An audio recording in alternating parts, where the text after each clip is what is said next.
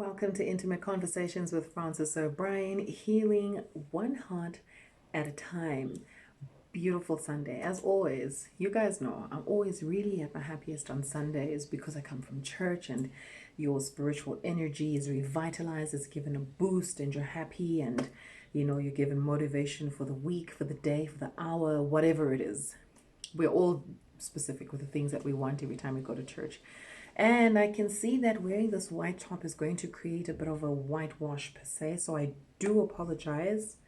I just thought it was just too much of an effort to just change tops, but I will try the next time to make sure that I don't wear a white top so that it doesn't quite contrast with the camera, with the camera recording. But how have you guys been doing? It's been a while. I do confess it has been a while, and I do apologize. Things have just been happening in my space, and I needed time to sit down and reflect and just ponder over the things that have been happening. But yeah, I'm good all the same. I am 1000% good. I'm really good. And I'm really happy, for the things that God is doing in my life. And, more than anything, it's the transformation that I'm going through as an individual in my space.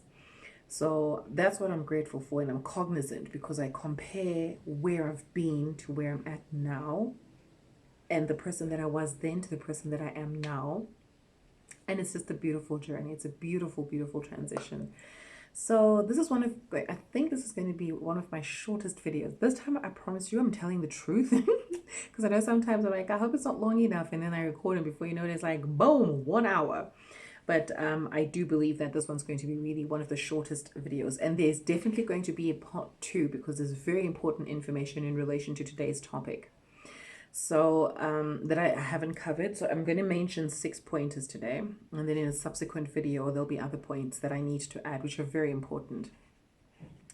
And I did do this at one point. I did talk about this particular topic on one of my shows on radio, and there is a podcast, but unfortunately it got lost. So I just have to re-record this because it's important for me to get the message out. So please feel free to drop in a comment down below. And if you'd like to email, I always say, if you'd like to email, I'm going to leave my email address. So please feel free to leave an email or send me an email if you feel like the things that you would like to discuss with me are too personal and you just want to put them in my email. You want to send them to an email for a more personal feel, then by all means, please do that. As I said, I'm concentrating my show. If it's the first time that you're joining me, you're very welcome. As I've said in the past, this show is built on helping people heal, especially emotionally.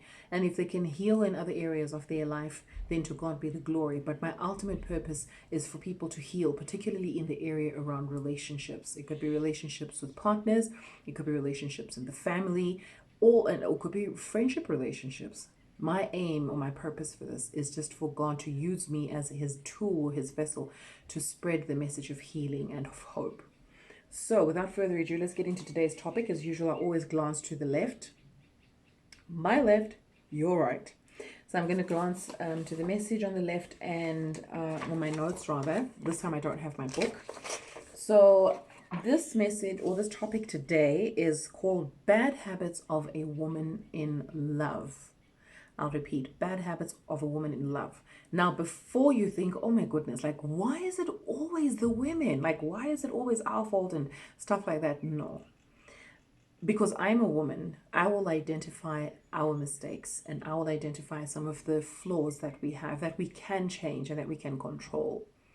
I'm not bad mouthing any woman. I'm not bashing any woman. So just to clarify, so before you click the star, oh, it's one of those. No, it's not one of those.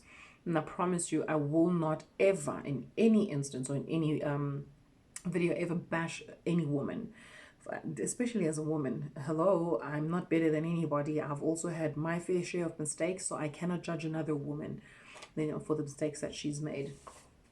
We're all on a journey, and it's to learn and to grow. Right, so the bad habits of a woman, I'm going to give 6 pointers today. So the point number 1 is you don't, woman, appreciate your man. I've covered this in a topic before, and I've said it's really bad when a woman doesn't appreciate, especially when God has blessed her with a good man. we just don't appreciate. We don't say thank you. We don't, show a kind gesture. We just don't say anything. We don't appreciate this person. And it makes this person, the more, if you ask me, I think this is one of the number one killers. Other than dishonesty, abuse, and, unfaithfulness and whatever in a relationship, not appreciating somebody in a relationship means you're taking that person for granted. And when you take that person for granted, nobody wants to be taken for granted. So it's important for you, woman, that when God has given you a man, appreciate this human being. And love turns into resentment and the relationship begins to crash and burn. Now, if you wake up in the morning and you go to the bathroom and you come back and your babe has made the bed, oh, sweetheart, you made the bed, thank you, that's so nice. Don't have that attitude of familiarity, because sometimes another thing is we get too familiar with our partners, and without a familiarity you just think, yeah, he's supposed to do it, he is supposed to do it, or because he's decided to put fuel in your car, or he's washing your car, like, yeah, that's his job. Woman, a lot of women out there are dating or are married to men that don't even do those things for them, and now you have somebody who does it for you and you don't even say thank you. I pray you never come across a guy that is just indifferent towards you regarding anything and everything, and he puts you in that medieval position of stay in the kitchen, cook, and look after the house. Learn to appreciate your men, ladies. It's very important that you learn to appreciate the guy, no matter how big or how small this person is. Please appreciate, because when you don't appreciate this person, it makes this person feel like they don't matter to you. That is what you must understand. Imagine you as a woman also, when you cook and you put your foot in that dish, you slayed that dish, and you went all out with all the ingredients, with the condiments, just so that your bae could have a very delicious and scrumptious meal. And then he eats it, just picks his teeth afterwards, and doesn't say anything. Doesn't say, babe, that was really great. And you have to be fishing for the compliments. You're like, but you didn't even say anything. As if, was the food nice? He's just, yeah, it was nice. But you had to, you had to prod him. You had to compel him to say that. And you don't want to get to that stage. You want a situation where it comes second nature to the person. So, and how you can teach your partner that is by learning to appreciate him more. He will pick up how important and how he feels when he's appreciated, and he will give it back to you. He will reciprocate. That's if he's got common sense, then he will. So that's point number one. The bad habit that we do when we're in a relationship or when we're in love is we don't appreciate the men that God has given us. Point number two, you are unappeasable. You are unappeasable. Now, I'm going to read this out. Men report that they are more often to end relationships over not being able to make their partner happy. Happiness is an aphrodisiac for men. So when a man sees you happy, he's happy. When he sees you sad, if he truly loves you, I promise you he's going to be sad. And every man who loves his woman wants to be the solution to her problem. He wants to be the smile in her life. He wants to make sure that she is okay, that she is 100% okay. No man wants to stay with her in a relationship. Well, if he claims to love you, no man wants to be in a relationship and he sees you depressed, like, she's having one of her moods, and he leaves you like that. He doesn't even try to appease you. When you're unappeasable, let's say you guys just have a fight, and he's been trying. This man has been trying. I'm sorry. But you are rigid. You are hard-hearted. You don't give a damn. You don't care what he does. Yeah, I'm used to that nonsense. First of all, you shouldn't even be saying the I'm used to your nonsense, because that means you let it go on for too long. It shouldn't have been like that. But some women want men to walk on their heads, literally trying to please them and make them happy before they actually can melt down from whatever iceberg they've been clambering on or climbing on. Don't be like that. This man wasn't sent to lick your toes. Come on. I promise you, ladies, some of us can really be cold. Like, nothing can ever satisfy you. You are completely unappeasable. He will go out of his way and give you money for, yeah, but why are you giving me 1,000? It should have been 2,000. Okay, but why did you buy this car? I don't want this car. I should have done this one. Like, you're unappeasable. You can never be satisfied. And some of us ladies, let's be honest, we do it deliberately. I don't know whether subconsciously we think we're motivating him to do better. Some of us can be so cruel and crude, and we get to the point like, he knows what I want, so he mustn't give me substandard things. First of all, I think by then when you're dating, you should know your partner's pocket. You should understand where he comes from. You should understand his capabilities. If you know that that's what he's giving you and that is within his means, appreciate him for that. Don't be such an unappeasable person. Yeah, no, I deserve better. If you deserve better, first of all, don't be in that relationship with that person. Can you kindly give him to somebody else? Let him go and give him to somebody else and wait for the one that will come and do the best that you want, that you feel you deserve, rather than for you to be treating somebody's child as if they're some kind of, need to find nice words, like they're your puppy, your pet that you can kick when you feel like, that you can spit at, and then at the end of the day you're like, oh no, come, and then this is a human being with feelings. A lot of ladies don't know how to be appeased. They can't be appeased. Nothing they do. And I promise you, there's no man on the planet who doesn't want to be seen as his woman's source of joy or comfort or protection. So if he sees you doing this, he is going to completely feel undervalued, unappreciated, unacknowledged in everything that he does for you because of the response that you give him or the reaction that you give him. Now, I'm not saying ladies pretend. Sometimes a little pretense, and be good and be kind, really. A little pretense, depending on what it is. It really goes a long way. Because especially when you can see the person's heart and you're like, oh, shame, ne? I don't really like this thing, but he spent so much time doing it. Shame. And for that, I will not even commend him on the gift or the deed. I will commend him on the effort that he took doing this thing to make me happy. That's what you should focus on.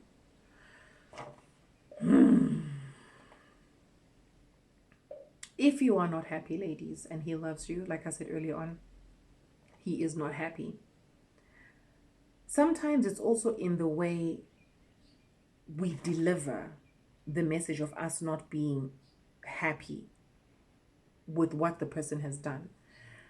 Some of us, we have got the coldest words to share with our partners, ne?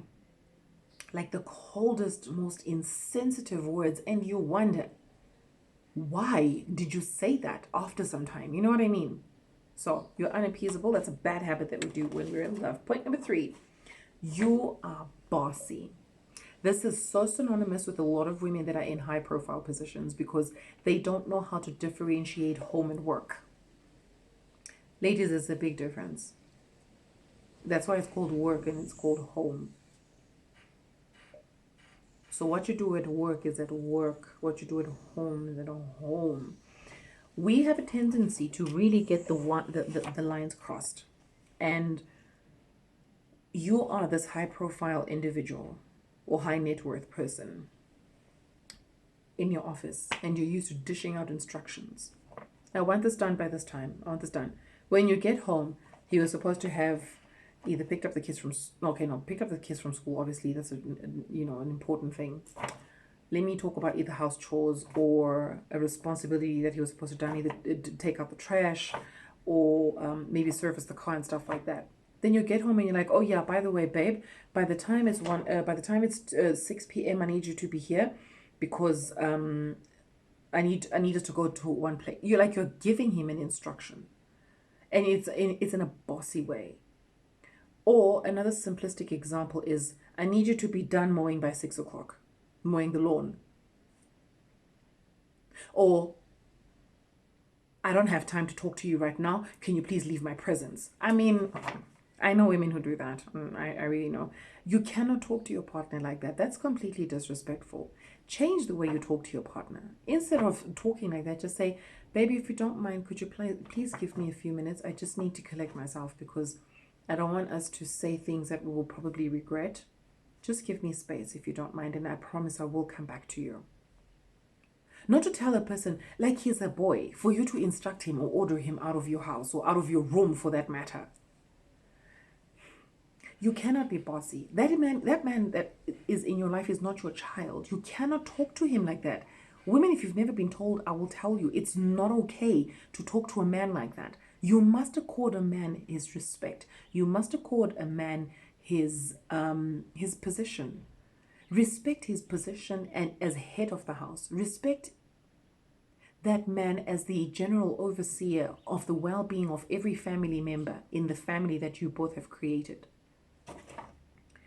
If you're used to being controlled, if you're used to being in control and super efficient, especially at work, perhaps it's time, you need to give yourself time to transition before you get home. So what I'm saying by this is, if you're used to giving the bosses, and most times most women who are bossy, they tend to be very hard-hearted, especially when it comes to work-related issues, because they have deadlines and they have got commitments that they need to, they've got things, schedules that they need to adhere to. And when they don't meet those schedules, they don't, and considering the world that we live in, it's very difficult to be a female boss, a female entrepreneur, a female in generally a high-profile position.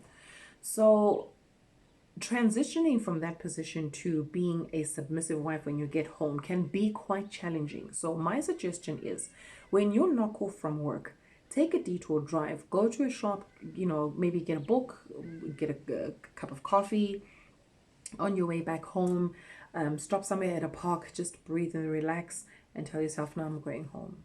And it's a skill that you're going to master over time. It's not something that you're going to just get into. It's going to take time for it to eventually build. So grab a few minutes to yourself in between activities to allow for a graceful transition that will help you get from being a boss to a loving partner, to a loving wife, a loving partner. It's important.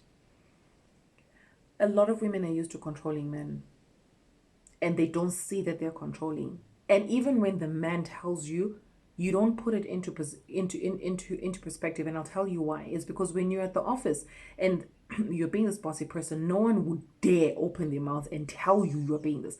But your partner is not in your office, so he will tell you, babe, I think you're being a bit bossy. Listen to him. Don't just get into defense mode and say, you can't talk to me like that. First of all, he's not being rude by telling you that you are being disrespectful. Keep quiet and check yourself and process what he's saying. You probably are being disrespectful. And if you still feel you're not being disrespectful, ask him to explain why he feels you are being disrespectful. All of this is simple. It's just a matter of communication. So number 3, you are bossy. That's a bad habit that we have as ladies in relationships. Number 4, you just let yourself go. That one is just simple. You let yourself go. Some of us are so on point, né? When we're into the dating scene, we are vibrant. We wear the makeup. We do the hair. We look, we just paint the town red. Pun intended. And we're just flamboyant creatures, and we're just, full of life and full of fun and full of adventure and spontaneity and stuff like that. The moment you marry, you almost look like this docile, lifeless rag doll. And it's common, when you get into a relationship, to just relax with your partner because they make you feel so comfortable. And then you gain a few pounds here and there, but before you know it, time will pass and the two of you will have gained pounds. And this is not necessarily only a bad habit of women, it's also a bad habit of men. Some of these habits, men also do them. So if they can learn from this, perfect. So it's really common. It's not too big of a deal if the two of you are okay with physical changes. But if your partner says to you, babe, you are not like the way you used to. Yes, you're supposed to change as a human being. You can't remain the same, in certain things. There are things where you're going to change because life changes and you change as an individual. You grow to become better, hopefully. So if he tells you a specific thing that he is not happy with, just be open-minded. It's not to insult you. Some ladies are just overly sensitive. And the moment their partner criticizes them in a positive way or critiques them in a positive way, the roof is on fire. I mean, really. Sometimes you just need to listen and be like, I hear you and I wasn't aware. and I didn't think it was really much of an issue. But if you don't mind, can you please help me get back to where I was? Have such nice, be vulnerable and be open, especially when you trust your partner and you guys love each other, to have those kind of open conversations.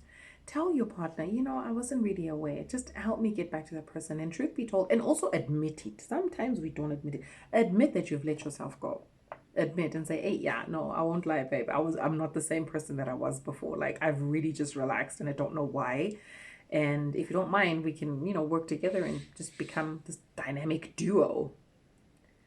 There's nothing wrong with saying that. That's how it's supposed to be. You're supposed to be vulnerable with your partner. Okay, that squawking bird, it's a different species. Like, yeah. So, number 4 bad habit is that we let ourselves go. You become a couch potato. The spontaneity of getting up and dancing. Sometimes some ladies, they sit in their house and then a favorite, a good song comes that their husband likes or their partner likes. And then the guy is like, hey, babe, I remember the song. Hey, we used to dance this song. Why don't you come and dance with me? Aye, just leave me alone. You can dance. It's your song. You like it, you dance. And you are not like that, because when you guys met, it was like, hey, let's dance together and we reminisce on the good times. Some women are just so rigid and so cold. It's so sad. And you don't know what causes that. Perhaps it's the pressures of life. Perhaps it's the pressures of motherhood. Perhaps it's the pressures of even having let themselves down or let themselves go. That in itself is also very stressful and it's very depressing. I understand that. But if your partner is willing and is loving enough to help you get through that together. And if you can't do it, ask him to help you. And if he can't, I'm sure he'll come up with a solution. Like I said earlier on, men want to be the source of your happiness. They want to be the solution to your problem. So if he can't do it, he will find a way to help you get what you need to get. Oh Lord, don't let yourself go. Don't let yourself go. And you must remember, men are very visual creatures. So if you were very nice and shapely at the time, and yes, childbearing is going to change your body, that one's for sure. But if you can maintain or be close enough at least to what you look like before, it's not a bad thing. Don't have that mindset to say, well, if he doesn't like me the way I am, then he can go ahead and find it. Be careful what you utter with your mouth, because those statements are toxic. And you are planting a seed into your future that I don't think you really want to. I don't think you want that seed to grow. So be very careful. And it's so sometimes I really get jealous of guys because their bodies never change because they don't experience childbirth. So they don't have the stria, they don't have the hanging skin, they don't have little places going south. If their places go south, it's way after I don't know how many decades. But for you, the moment you breastfeed, perkiness leads to southness. The stretch marks around the hips, around the waist, the love handles, even on the breasts, on the arms, your body changes. And that's because it's dealing with the stress of childbirth. So if your partner loves you, he will understand that your body's transitioning because of this. But still be open-minded and ask him to help you get back your body back, even if it'll never be the same way. It'll never be 100%, but at least it may just be close enough. And besides, when you have those exercises, you guys can be really, I don't have to use a certain word, but you can be imaginative together. And, it's a bonding session between you and your partner. Even if it's for cooking. Babe, please can you make me that dish? I don't even remember how to cook it. And you just leave it like that. Come on. Have the initiative to just get up and go and make the man the damn meal. He likes it and he likes it made by you. Even if many other women out there can do it, but he wants your particular hand on that dish. Don't be unnecessarily difficult. There's that bird.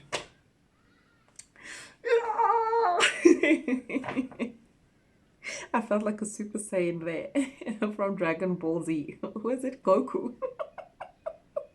No, Majin Buu, when he gets super angry and his veins explode when a bird passes. Oh my god. Okay, that was number 4. You let yourself go. Number 5 is you nag. There's a verse in the Bible. I don't even know why I didn't get it. But the verse in the Bible says it's better to be in a desert than to live with a quarrelsome woman. Take a moment to condense that statement, digest it, absorb it. It is better to be in a desert than to be in a house with a quarrelsome wife. To me, that's an insult. Because of the constant bickering and nagging and fighting. That's how men feel, ladies, if you don't understand. And don't be arrogant and say, well, if you want to leave, you can leave. Don't be arrogant. Especially when you know you're being unnecessarily difficult. And some people are just so opinionated, they do not want to be told that what they're saying is unreasonable. You will not tell me that I'm being unreasonable. This is my life. And you know, you as a third party, you're just looking at this person thinking, you have problems. You have issues. Okay, so you nag. Nagging isn't fun for the nagger or for the nagged. Truth be told, I think with time and with age, you just realize that it's not everything that you'll say. Some things you just let slide. When you're older, there's no energy to be talking so much. You can only do that when you're younger. You know what I mean? And it sets up an uncomfortable situation where one feels like they have suddenly regressed to being a child, where their mother is nagging them for leaving socks or a school bag at the door, or for not putting the plate back in the kitchen when they're done eating at the dining table. You're a nag. Not only should you make an effort to stop nagging if you are prone to it, but if you are the one being nagged, if you are the one who's the naggee, it's time to start looking at how you can help out. Sometimes we nag because it's like, I keep telling this person not to do this and they're not listening, and I wish they would listen type thing, but they're not listening. And then you're like, babe, please don't do this. Babe, please can you put your, like, men have a tendency now of not putting their socks in a washing basket. They will either throw them on the floor or tuck them in shoes, or they will split them. Then when you're doing laundry, one sock is not there, and you're like, babe, where are the socks? And you think, do you know? Nah.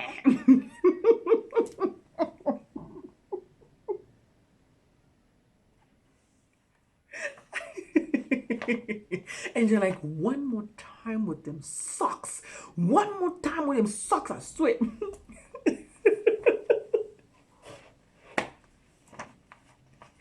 All I'm saying is, nagging can become a habit.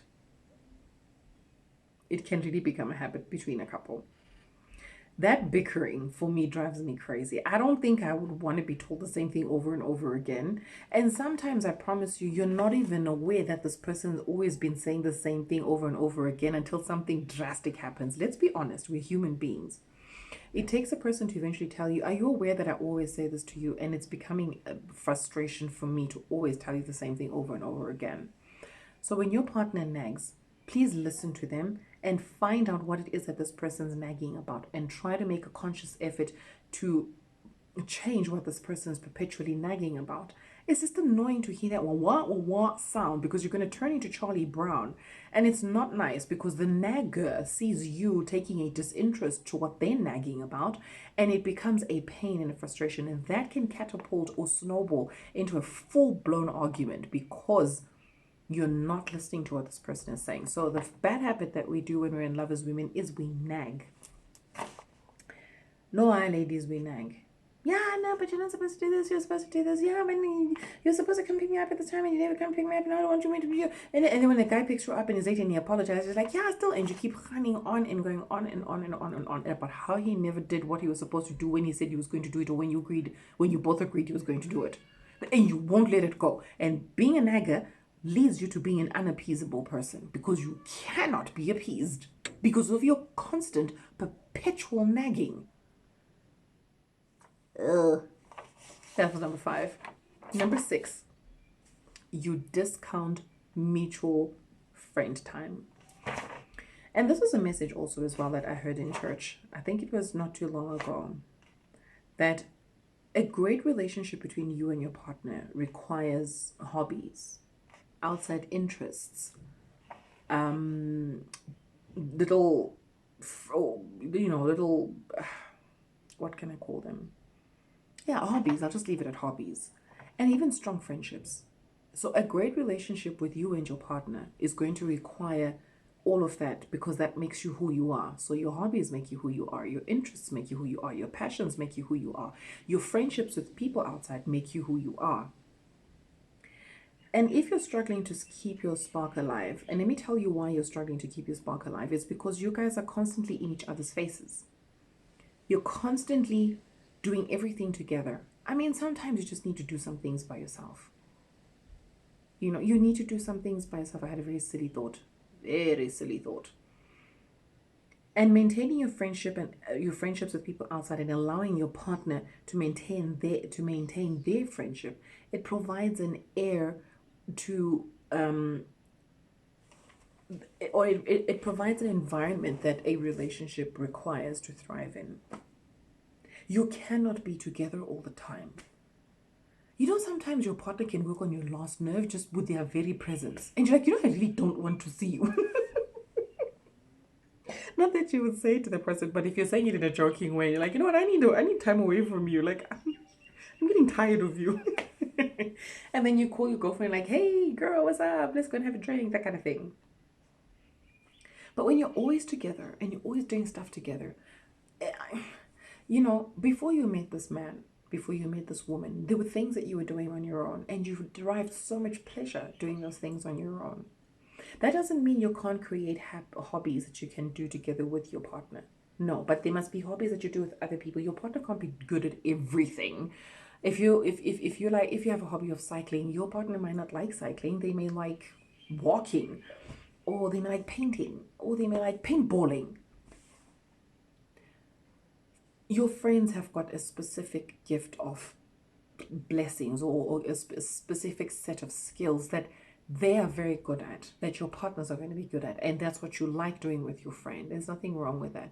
So don't discount quality time with friends, because you need time out from your partner sometimes. Even when you're married, you need time away. Now, you have to be mature enough to maintain a healthy balance of too much time with your friends to too much time with your partner. You must be very wary, very wary.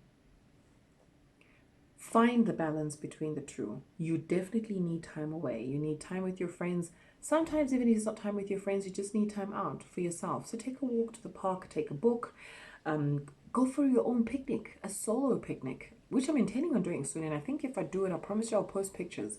I would love to go on a picnic on my own and just enjoy nature and appreciate everything that God has done for me. And it's a lot of self-reflection time, you know.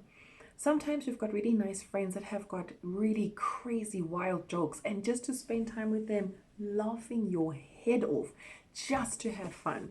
There's nothing wrong with that. When you come back, you are so pumped up, you are so hyped up, and it's infectious, and you just want to, you know, engulf your partner in this newfound energy that you got. And I promise you that spark is what's going to keep your passion alive in that relationship. But when you're always together, it's like, yeah. Person comes to the door, hey, what's up? How's work? Cool. It was cool. And that's it. Now, I'm not saying every day is going to be like that. There will be days where you have those conversations. I understand that. But not all of them are going to be like that. And you don't want it to get to a habit now where you guys are just used to communicating with yourselves like that. So that comes to an end. So I was right. This just really was a very brief video, which is the 6 habits that women do or 6 bad habits that women do when they are in love. So the subsequent video to this one, I should be tackling more pointers about the mistakes that we make when we're in love. That's the one. The mistakes that we make when we're in love. And you guys are going to love this video. You are so going to love this video. So this brings me to an end of my video. Make sure you give it a thumbs up.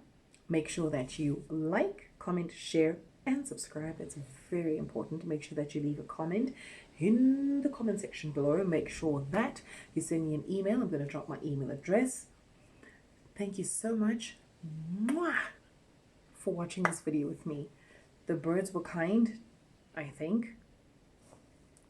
The weather's been beautiful. Oh, you know those nice, I don't know if this makes sense grammatically. You know that beautiful rain that you get that has no thunder, no lightning, and it's like a purr.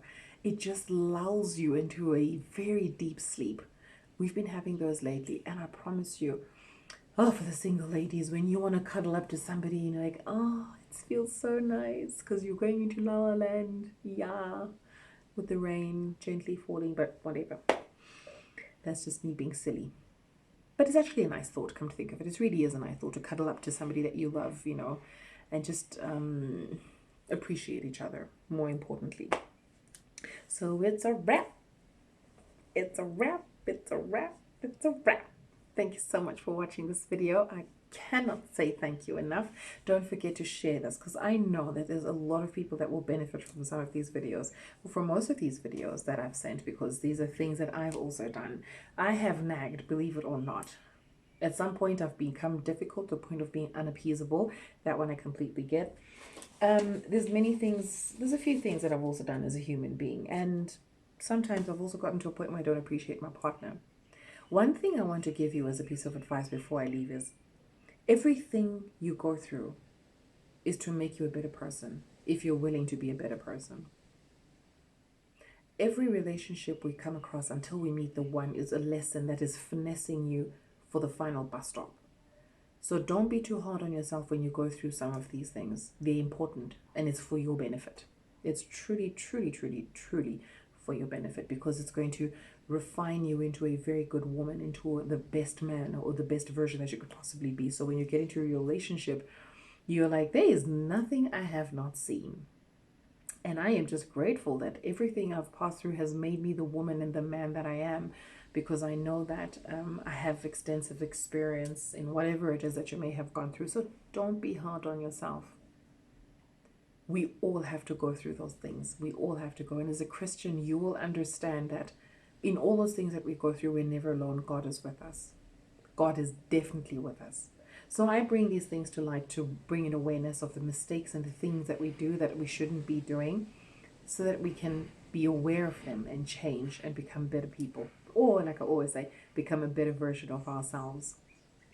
So, this is Intimate Conversations with Frances O'Brien, healing one heart at a time. Until I record my next video, make sure that you stay tuned. Don't forget to hit the little bell, the notification bell, just so that you don't miss any video that I will upload coming soon. And for that, be blessed, stay blessed, always.